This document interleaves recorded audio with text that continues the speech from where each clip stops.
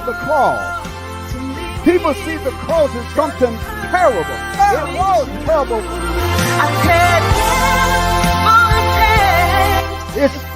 It brings us into a place, Gethsemane, that it declares not my will. They were born to do a divine plan, that which unfolds concerning the people. We cross our hearts and we to do what you do. What do you do?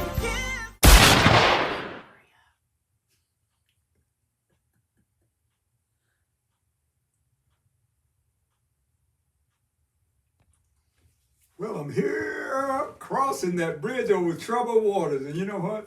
I'm here with my best friend, Deborah Parks, and we're going to have a conversation about troubled waters because there's trouble in the waters. Would you agree? I would agree. There is trouble in the waters. You think trouble's coming? I think trouble's already here. We just need to know how to navigate the trouble. Okay, so what do you think people need to be concerned with right now? I mean, in the present truth day? I think they need to be concerned about their relationship with God. Mm-hmm. That has to be most important, number one on their list. So it needs to be God first, family second, and then your career third. Okay. God's got to be front and center in all areas. So regardless of the things that you see maybe going on in the nation or the things that you see going on overseas, but you have to be focused at home first. Okay. And be based in Him. So we're looking at actually a little bit of trouble in every area of life, whether it's family, whether it's military, whether it's the government. And I think that now is the time that we've been preparing ourselves. Yes. With an expectation, and now it's here. Yes. So one of the things that one of the things that I think people really need to begin to realize now is everybody that's doing ministry, like chaplaincy programs, they need to know how to deal with everything. Yes.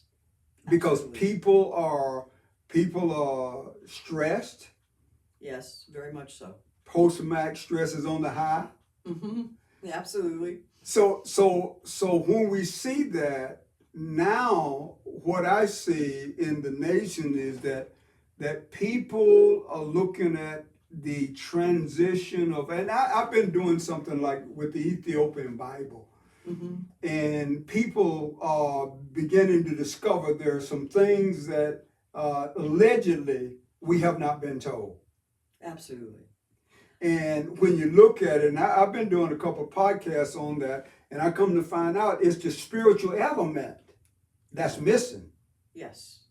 And so whenever they look at that and they look for the scrolls and they look for the things that's been hidden, because, you know, Mel Gibson did the thing on the Passion. Yes. Wonderful movie. And that had Thank great you, Mel. impact. Huh? I said, thank you, Mel. Hey, Mel, appreciate Mel, that. thank you. So now he has discovered something that he believes is something that has been hidden. Absolutely. So now it's coming out, and I sort of been focusing on it, but I believe that once people understand that the letter killeth, now people are going to have to know the living God. Yeah. I mean, they're going to have to know Him. Right. Not only the average people, but people in government. Yes. So that's why we're praying for government. Absolutely. That's why we had a day of prayer by our President Trump on May 17th. Okay. To pray for a nation. Okay. May we turn our hearts and get not only our hearts, but get our mind and hearts in alignment with the Father. Right. And also, well, especially for those, and I would air quote this as true ministry, nothing against my other brothers and sisters, but for those of us in true ministry that have to stand in the gap, they've got to be the watchman on the tower, that has to be that prophet and apostle with those eyes. It's foresight. Mm-hmm. Nothing against my brothers and sisters in the church system, but for those of us that are held accountable and responsible before the Father for His true church, which we've lost our way, I feel, in America. We've lost it in many ways because we've allowed the rituals and traditions and the mindset and indoctrination of something that's not founded based on the Father's relationship that starts with us, starts at home first. So, you know, I wrote the book, Scales of Justice, and I wrote it in several dialogues. I actually wrote it first in the yellow version, and then I wrote the one here on Scales of Justice. And I said it has prevailed. And basically what I was saying is that if we focus on the finished work of Christ, and we understand him saying, seek first the kingdom of God, I think we've heard the gospel, but not the kingdom. That would be true. So if we hear the gospel of the kingdom, because what it says in Matthew 24, it says this gospel of the kingdom must be preached in all the world for a witness. So if it's going to be a witness, that means there's someone in every nation that has an ear waiting to hear a word of the Lord. Absolutely. So when we see that, we see all of the wars, the rumors of wars, and people think that's really a sign, but I believe that it's really humanity against humanity, which is actually coming to an end. Yes. But the war won't end until it ends in people. Right. So the real war is in people. Yes. Because the answer is going to be in a people that has Christ in them. Yes. Now, with that in mind, there's a lot of things that's being changed now, and one of the things that I'm looking at is devising a chaplaincy program that's going to cover every discipline. Because I believe that whenever you start talking about the pillars, which is the structure. Yeah. But I mean, when you start talking about the mountains, the 7 mountains. Yes. That's the structure. Yes. But I want to focus on the people in the structure. That's most important. The foundation. See, it's got to be the people in the structure, because the structure is not going to move. No. Because if the 7 mountains, which is those things, which is family, ecclesia, and those kinds of things, if we focus on the pillars, I believe that's the people. Yes. Got to have the people. So when we start talking about the people, and we are under a nation that's under military direction, really.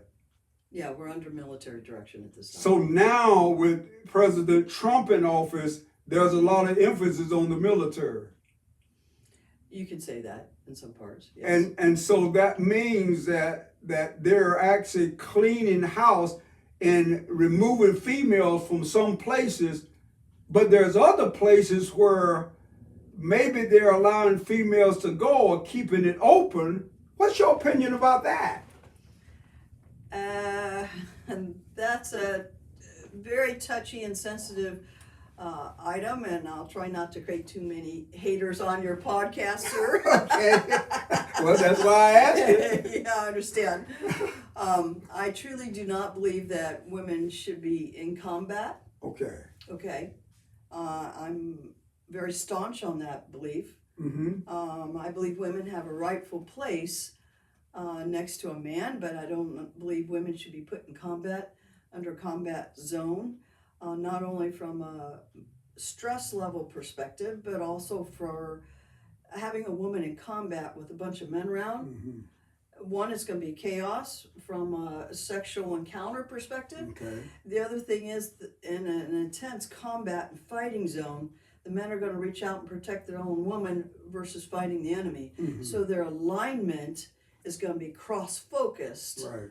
and not focused on a mission to accomplish in a combat, because they've got a woman involved next to them. Even if she's at the same grade level, Right. it's out of order. So, I don't think women should be in combat. I'm sure there's other places to utilize women within the military division, whether it's Army, Navy, right. Air Force, Marines. So one of the things that I want to sort of bring into clarity, when you say combat, you're not talking about in the zone. You are more or less referring to in the foxhole, in the places where they are actually having to fight together, sleep together, and be together in those kind of settings. I would agree with that. And then the second note, we are now fighting a war that's a little bit different than physical combat. We're fighting an informational war. Okay. Okay. So the faster as information as we've received it, where the attention span within, I'll just say, the U.S., let's say it's 25 to 30 seconds, versus if we look 5 or 10 years down prior, it was 2.5 minutes. Right. So our attention span as a nation has drastically changed due to the continual indoctrination of social media. But again, women are not equipped, let's say, logically, because we're emotional creatures. Mm-hmm. So our second war that's going on is an informational war. Right. And we need logical men, and I would say alpha men, or men that are founded in the right mindset to be able to deal with this. This is not something, it's more than physical combat, but it is also an informational war at the same time. So what we're talking, you in other words, you're not saying do away with women's rights, but be able to identify how women function different than men. Absolutely. And if you understand that, that's why I say one of the things, if you go back to the beginning, God made Adam from the dust, but he took Eve out of his side. Absolutely. So I don't think women were really was designed to be in the dirt, because that's why God took woman out of man, and he called man, male and female, made he them. Yes. And then he turned around and put the man with the woman with the man as a helpmate, meaning that the man needed a vision so the woman would be protected. Yes, so you could say it like that. And the other caveat I probably would add to that, men are built, okay? Women are made. Okay. Elaborate. Big difference, okay? Okay. So men are built, okay? And we can say built out of the dust, if you want to go back as far as creation. Men are built in everyday lives. Men are built from other men. Right. Okay, there's nothing wrong with a mother figure in a man's role, but I think after the age 11 or 12, the woman's role changes. Okay. And his indoctrination should be from his father, not from his mother. Mm-hmm. So he understands the balance between the male and the female gender. Right. If that makes sense. Women are what I mean by made, which is a little bit different than built. Mm-hmm. So if a man really cherishes a woman, or he's in a very committed relationship with a woman, he actually builds her up. He does not tear her down. Okay. Okay. He allows her the freedom to take care of his castle. And that includes his house, his home, whatever you want to, his pad, whatever you want to call it. That also includes taking care of everything that he's oversight for. So that includes especially his children, his offspring for the next generation, which is very important until they get a particular age. If you got men after, let's say 10 to 13, then the man's role in that child's life, he needs to be involved in that. So one of the things that I experienced, and one of the situations that I encountered, because I had the honor, the privilege, and the command. Well, as a veteran, I imagine you have, sir. Yes. To actually train the second female airborne instructor at Fort Benning, Georgia. And initially, none of us really was all in agreement, and this was back in 1972. Okay. So there was a fight for women to come into the airborne. But I was actually given the responsibility to train the first female airborne instructor. And I learned a lot from that experience, and the way that I was told to do it, read my lips. in one of the things that I was able to do. And I'm just adding to that I learned some of the difference of the way that a woman functioned in a situation that men felt like they shouldn't be in. And I felt like there were some things that they could do, and there were some other things that had to be modified. But at the same time, I think now we're coming into a season and a time when they're talking about the vote, not the vote, the draft. And I think if they implement the draft, then I think people need to begin to realize at the end of the year, the draft is supposed to be brought into view. I think people better begin to express their views on where they think women fit, because they're going to have to be in the draft, and that may limit people's ability to say no. I believe that's one of the troubled waters that's headed our way. I would agree. And if a woman anywhere from 18 to 30 or whatever the draft is, if she's got children at home and she gets drafted, who's raising those children? See? For me, that's an absolute no. So that, and our elected officials at all levels of government. So we begin to see that is what we're looking at. And in this conversation of Bridge Over Troubled Waters, what we're telling you, audience, you need to pay attention to what's going on, how people fit into the pillars of the society. And in doing that, we also need to visit not the roles, but the created definition that God has given to men and women. So I say to you in closing, there is bridge for this troubled waters, and we're going to present answers for the bridge. Absolutely. Well, the glory of the cross. People see the cross as something terrible. It was terrible.